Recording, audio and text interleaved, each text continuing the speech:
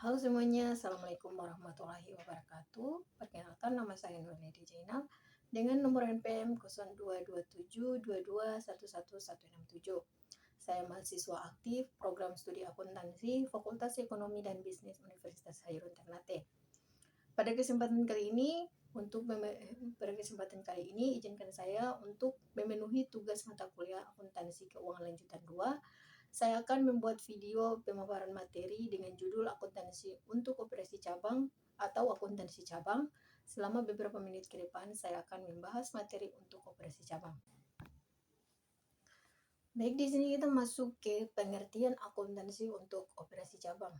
Akuntansi untuk operasi cabang adalah proses pencatatan, pengklasifikasian, dan pelaporan transaksi keuangan yang terjadi pada unit cabang dari perusahaan induk. Operasi cabang ini bisa berupa kantor, toko, atau fasilitas lain yang berada di lokasi geografis yang berbeda dari kantor pusat atau pusat perusahaan, namun tetap berada di bawah kendali dan kepemilikan perusahaan induk.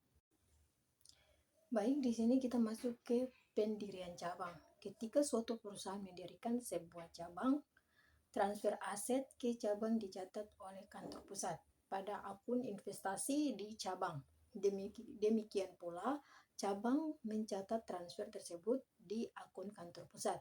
Sebagai ilustrasi, asumsikan bahwa PT Jaya berlokasi di Jakarta, mendirikan sebuah cabang di Medan, Sumatera Utara. Kantor pusat mentransfer ke cabang berupa kas 20 juta, peralatan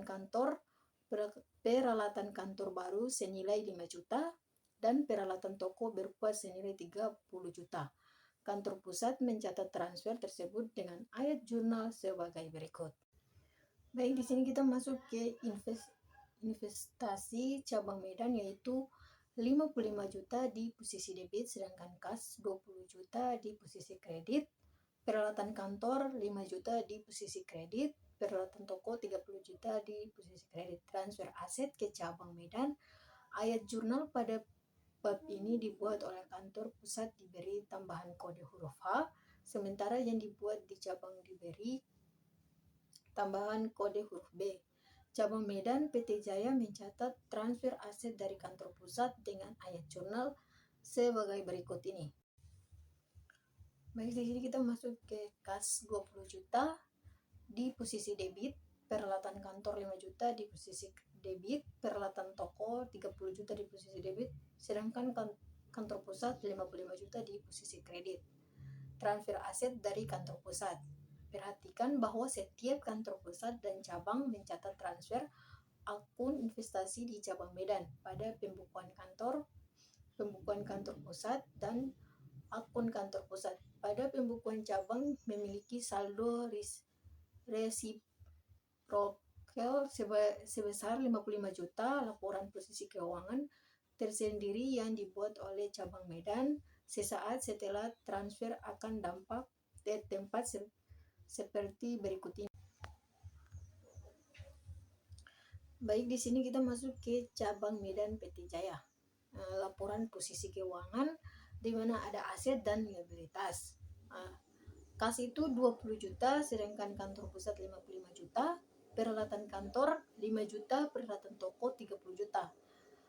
Kantor pusat itu 55 juta, sedangkan total aset 55 juta, total liabilitas itu 55 juta. Sementara laporan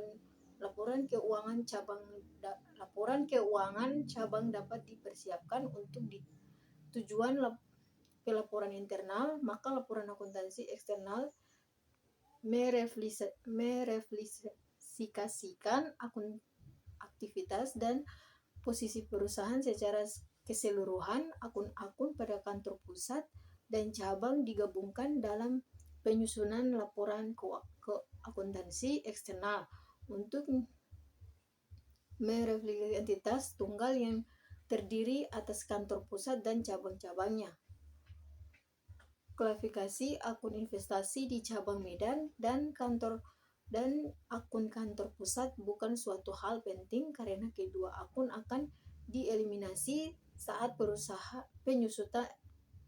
penyusunan laporan keuangan untuk penggunaan eksternal. Baik, di sini kita masuk ke tujuan akuntansi cabang, di mana yang pertama yaitu memantau kinerja cabang secara individual.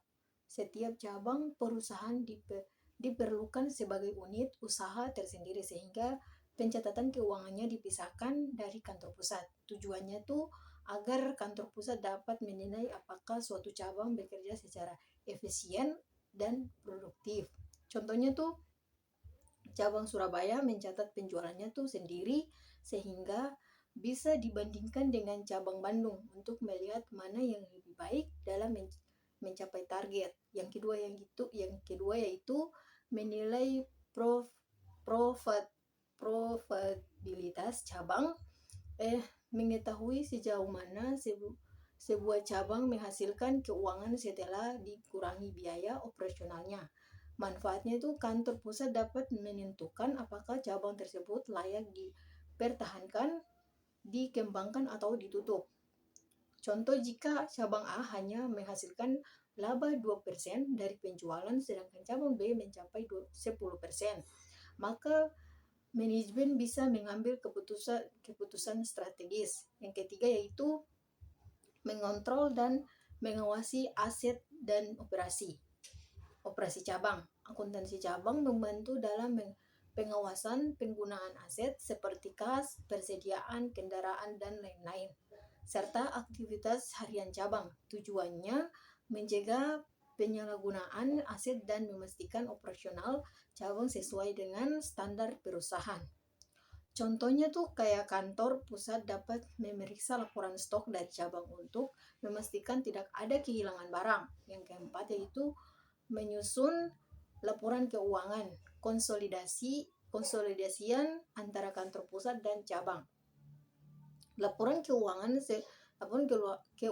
seluruh perusahaan harus mencerminkan posisi keuangan secara menyeluruh, tidak hanya per cabang. Tujuannya tuh agar perusahaan bisa melaporkan kondisi keuangan yang lengkap dan akurat kepada pemangku kepentingan.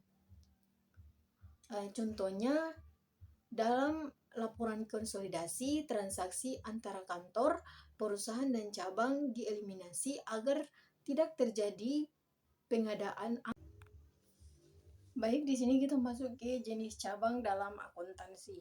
Di mana ada dua, yaitu yang pertama cabang tidak otonom, tidak memiliki kewenangan sendiri dalam pengambilan keputusan penting. Seluruh operasional dan pembukuan diatur oleh kantor pusat.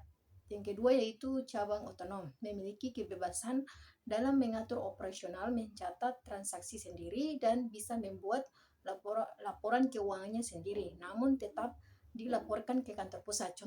Intinya tuh kayak cabang tidak otonom itu sepenuhnya bergantung pada kantor pusat, sedangkan cabang otonom itu lebih mandiri tetapi tetap bertanggung jawab kepada kantor pusat. Baik, itu saja penjelasan saya. Lebih dan kurangnya saya mohon maaf. Wabillahi taufiq wal hidayah. Wassalamualaikum warahmatullahi wabarakatuh.